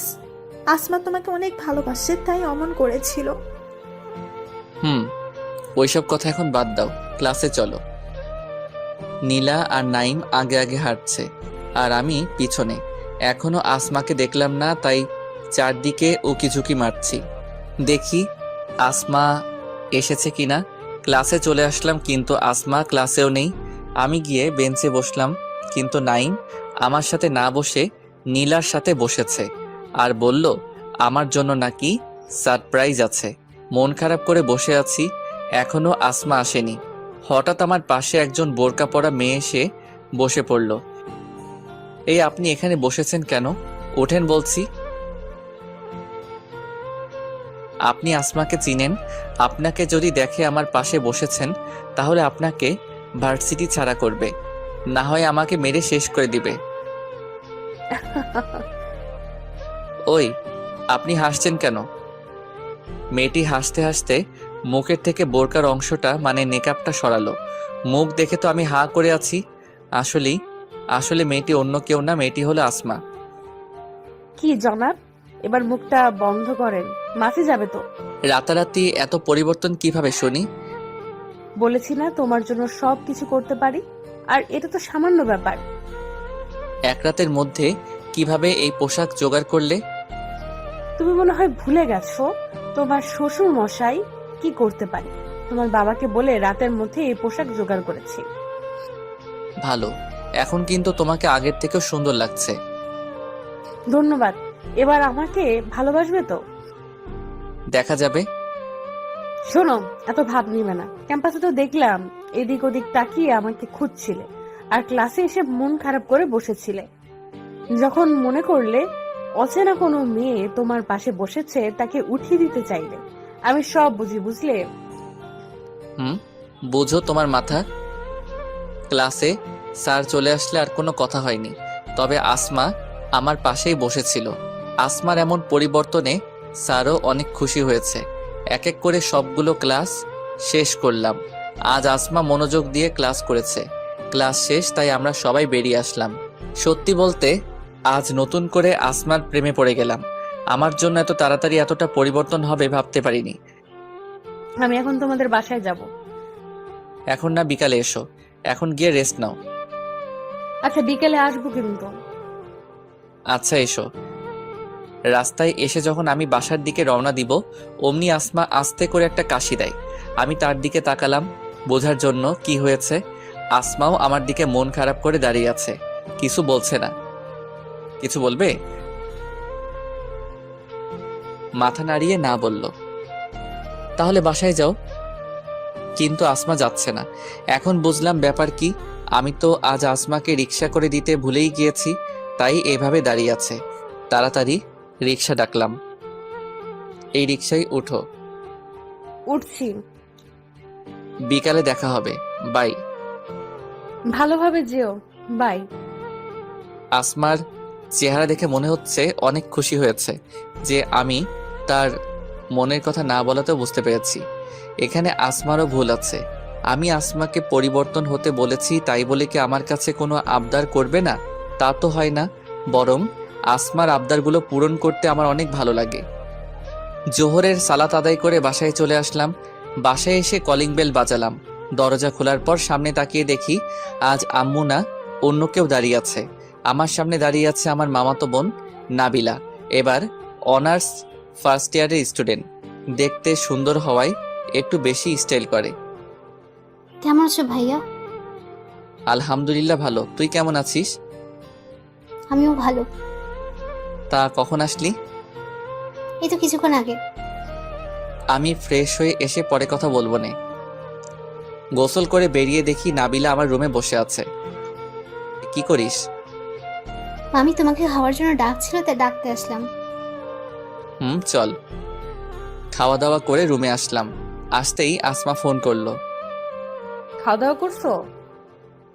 তুমি খেয়েছো? হুম তাহলে এখন একটু ঘুমাও। ঘুমাবো, তবে আর একটু কথা বলে তারপর। আসমার সাথে আরো কিছুক্ষণ কথা বলে ঘুমিয়ে গেলাম। ঘুম থেকে উঠলাম বিকালে। আসরের সালাত আদায় করে বাসায় আসতেই নাবিলা আমার কাছে আসলো। চলো ভাইয়া, ছাদ থেকে ঘুরে আসি। আমারও ভালো লাগছে না, চলো। দুজনে মিলে ছাদে দাঁড়িয়ে কথা বলছি। তার বেশ কিছুক্ষণ পর আসমা আসলো ছাদে। কেমন আছো? আলহামদুলিল্লাহ ভালো, তুমি কেমন আছো? আলহামদুলিল্লাহ ভালো। এ কে? ও, তোমাদের পরিচয় করিয়ে দিচ্ছি। এ হলো নাবিলা, আমার মামাতো বোন। আমাদের এখানে ঘুরতে এসেছে। আর নাবিলা, এ হলো আমার বন্ধু আসমা। হ্যালো আপু, কেমন আছেন? আলহামদুলিল্লাহ ভালো। তুমি কেমন আছো? আমি তুই করে বলি তাই আসমা তুমি করে বলল, ছোট তো তাই। তিনজন মিলে অনেকক্ষণ আড্ডা দিলাম।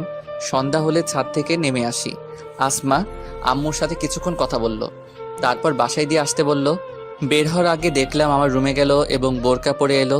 মনে হয় আমার রুমে বোরকা খুলে রেখেছিল।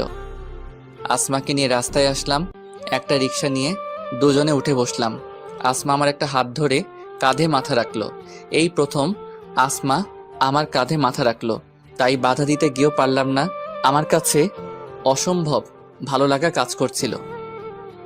কাল তো শুক্রবার, তাই আমাকে নিয়ে ঘুরতে যেতে হবে। আমি তোমাকে নিয়ে ঘুরতে যাব কেন? গুন্ডিগিরি ছেড়ে দিয়েছি বলে এই না যে আমার কথা শুনবা না। আমি কিছু শুনতে চাই না। আমরা কাল ঘুরতে যাব, ব্যাস। আচ্ছা, রাগ করতে হবে না, নিয়ে যাব। আরো কিছু কথা বলার পর আসমাদের বাড়িতে চলে আসলাম। আসমাকে নামিয়ে আমি বাসায় চলে আসলাম। যদিও আসমা জোর করেছিল ওদের বাসায় যেতে, কিন্তু আমি যাইনি। বিয়ের আগে বেশি শ্বশুর বাড়ি যাওয়া ঠিক না, কি বলেন? বাসায় এসে দেখে আব্বু চলে এসেছে। তাই আব্বু, আম্মু, নাবিলা আর আমি চারজন মিলে আড্ডা দিচ্ছি। আড্ডা শেষে খাওয়া দাওয়া করে আমার রুমে চলে আসলাম। আমি রুমে আসার পর নাবিলাও আমার রুমে আসলো। কি রে, এত রাতে আমার রুমে, কিছু বলবি? আমাকে কাল ঘুরতে নিয়ে যাবে, বাসা থেকে দেখে বোরিং লাগে, প্লিজ। আচ্ছা দেখি। দেখি না, নিয়ে যেতে হবে। আচ্ছা নিয়ে যাব, এখন গিয়ে তুই ঘুমা। নাবিলা চলে গেল।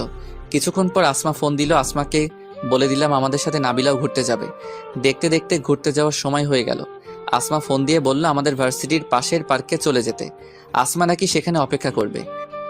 নাবিলাকে সাথে নিয়ে রিক্সা করে চলে আসলাম পার্কের সামনে। রিক্সা থেকে নেমে দেখি আসমা সামনেই দাঁড়িয়ে আছে। দেখে মনে হচ্ছে আমাকে আর নাবিলাকে এক রিক্সায় দেখে কিছুটা জ্বলতেছে। এটা মেয়েদের বিশেষ গুণ, তারা সবকিছু সহ্য করবে, কিন্তু ভালোবাসার মানুষকে অন্যের পাশে সহ্য করবে না। আসমাকে দেখে ভালো লাগলো। ঘুরতে এসেছে, তবুও বোরকা পরে এসেছে। তিনজন মিলে পার্কের ভিতরে ঢুকলাম। পার্কটা অনেক সুন্দর। আমাদের মতো আরো অনেক মানুষ এসেছে। ভাইয়া আইসক্রিম নিয়ে আসো, আইসক্রিম খাবো। তাহলে তোমরা দুজন এখানে বসো, আমি নিয়ে আসছি। তিনজনের জন্য 3টা আইসক্রিম নিয়ে আসলাম। একটা জিনিস লক্ষ্য করলাম, আইসক্রিম আনতে যাওয়ার আগে আসমা হাসি খুশি ছিল, কিন্তু এখন কেন জানি মন খারাপ করে আছে, আর কথাও বলছে না। আরো কিছুক্ষণ ঘোরাঘুরি করে বাসায় চলে আসলাম। তবে আসমার মন খারাপ আমাকে ভাবাচ্ছে। রাতে খাওয়া দাওয়া করে রুমে এসে আসমাকে আমি নিজেই ফোন করলাম। দেখি যদি আমি ফোন করা থেকে আসমার মন ভালো হয়। ফোন দিতে আসমা রিসিভ করে। মনে হয় আমার ফোনের জন্য অপেক্ষা করছিল। হ্যালো। চুপ করে আছে, কথা বলছে না। হ্যালো আসমা, তোমার কি হয়েছে আমাকে বলো। আমার কিছু হয়নি। আসমা, তুমি কান্না করছো কেন? প্লিজ বলো তোমার কি হয়েছে। আমি তোমাকে ছাড়া বাঁচবো না রাজু। কি হয়েছে আগে বলো প্লিজ। নাবিলা বলেছে ও নাকি তোমাকে ভালোবাসে। কি বলছো এসব? নাবিলা তোমাকে এই কথা কখন বললো? ঘুরতে গিয়ে নাবিলা তোমাকে আইসক্রিম আনতে পাঠিয়ে আমাকে বলেছে। আসমা আর নাবিলার মধ্যে কথা। আপু তুমি আমার একটা রিকোয়েস্ট রাখবে প্লিজ? বলো কি বলবে। তুমি তো রাজু ভাইয়ের অনেক ভালো বন্ধু মনে হয়, তুমি যদি কিছু বলো অবশ্যই মানবে, তাই না? তারপর বলো। আমি রাজু ভাইয়াকে ভালোবাসি। কি? অনেক আগে থেকে ভালোবাসি, কিন্তু ভয়ে বলতে পারি না। তুমি যদি আমার হয়ে ভাইয়াকে একটু রিকোয়েস্ট করতে, তাহলে রাজু ভাইয়া আমাকে ফিরিয়ে দিতে পারবে না। প্লিজ আপু, আমার এই কাজটা করে দাও না। নাবিলার কথা শুনে থমকে গিয়েছে। এ আপু, কথা বলছো না কেন? দেখি কি করা যায়। দেখি না করতে হবে। আর তোমার কণ্ঠ পাল্টে গেছে কেন? না কিছু না, এমনি। আসমা কথাগুলো বলছে আর কান্না করছে। এখন কিভাবে বোঝাবো আমি শুধু আসমাকেই ভালোবাসি, অন্য কাউকে এক মুহূর্তের জন্য মানতে পারবো না। রাজু, তুমি কি আমাকে ভুলে যাবে? কি সব বলছো? আমি তোমাকে কখনো ভুলতে পারবো না। এখন কান্না থামাও। তুমি নাবিলাকে ভালোবাসবে, তাই না? আরে আমি কেন নাবিলাকে ভালোবাসতে যাব? তুমি চিন্তা করো না, নাবিলাকে সবকিছু বুঝিয়ে বললে আমার বিশ্বাস নাবিলা বুঝবে। সত্যি তো? সত্যি সত্যি 3 সত্যি। এবার কান্না থামাও। খাওয়া দাওয়া করেছো? নাবিলা অমন কথা শুনে কি আমার গলা দিয়ে খাবার নামবে? তার মানে এখনো কিছু খাওয়া হয়নি? যাও গিয়ে খাওয়া দাওয়া করো। না, খাবো না। খেয়ে আসো, না হলে কথা বলবো না। আচ্ছা খাবো, তবে আমার একটা শর্ত আছে। বলো রাজি?